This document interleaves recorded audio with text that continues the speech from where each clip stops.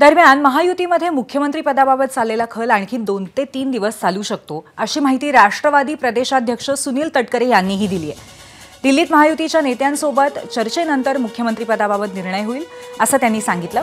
तसंच कर्जत जामखेडच्या निकालावरून राम शिंदेंनी अजित पवारांवरती जे आरोप केले त्याबद्दलही त्यांनी स्पष्टीकरण दिलंय।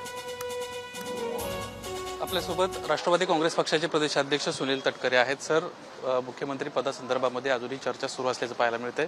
कधीपर्यंत शपथ होणार आहे? कारण 26 तारीख उद्या आहे, आज 25 तारीख आहे। आज खरं तर शपथविधी होणार अशा पद्धतीची चर्चा होती। एक असं की संविधानाची आणि कायद्याची एकंदरीत पूर्णपणाचा अभ्यास केल्यानंतर असं लक्षात येत आहे, आज नवनिर्वाचित विधानसभा सदस्यांची अधिसूचना काढण्यात आलेली आहे आणि तशापैकी अधिसूचना राज्यपाल महोदयांना देण्यात सुद्धा काल आलेली आहे निवडणूक आयोगाकडून। त्याच्यामुळे एकदा विधानसभा गठीत झाली की मग पुढचं जे काय आहे मुख्यमंत्री पदाचं किंवा शपथ याला काही कालावधी गेला तर ते चालू शकतं। दिल्लीला आपण कधी जाणार आहोत? कधी बैठक पार पडेल अमित शहांसोबत? आणि त्यानंतर एकतर आता लोकसभेचं अधिवेशन आज सुरू झालंय। उद्या संविधान दिनाच्या निमित्ताने लोकसभेला सुट्टी त्या ठिकाणी आहे, पण तरी सुद्धा 1-2 दिवसामध्ये दिल्लीतील केंद्रीय नेतृत्वाने बोलवल्यानंतर आम्ही लगेच ताबडतोब दिल्लीला त्या ठिकाणी जाऊ। म्हणजे शपथविधी अजून 2-3 दिवस लांबण्याची शक्यता आहे? हां, जोपर्यंत दिल्लीच्या केंद्रीय नेतृत्वाशी चर्चा होणं अपेक्षित आहे।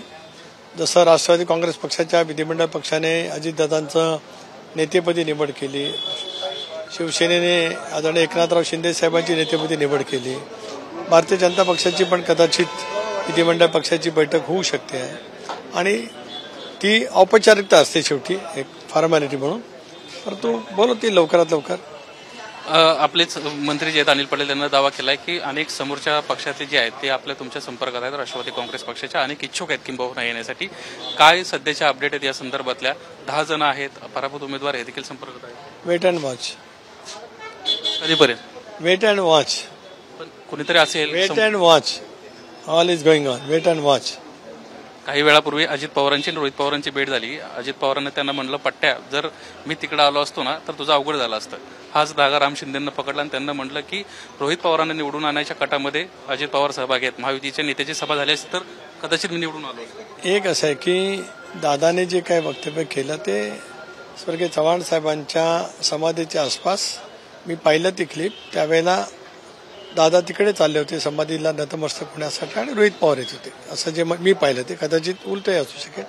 त्यावेळेला ते त्याला बोलले असतील, तो काही गमतीचा भाग असेल। महायुतीच्या प्रत्येक उमेदवारासाठी राष्ट्रवादी काँग्रेस पक्षाने अतिशय प्रामाणिकपणाने काम केलेलं आहे। राम शिंदे पराभूत झाले त्याचं त्यांना दुःख असू शकतं, मला त्याच्याबद्दल काय बोलायचं काही कारण नाही, पण विनाकारण असं बोलणं हे अत्यंत अयोग्य आहे, एवढंच मला त्या ठिकाणी सांगायचं। महेंद्र थोरवेंना म्हटलंय की तटकरे कुटुंबियांना महायुतीचं काम केलेलं नाही, त्यामुळे आधी ती ताईला मंत्री करू नये, माझा त्यांना विरोध असतो। क्षुल्लक माणसाच्या प्रतिक्रियेपुढे काय बोलताय?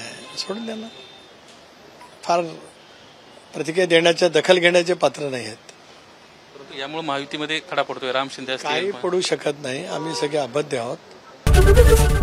एबीपी माझा, उघडा डोळे बघा नीट।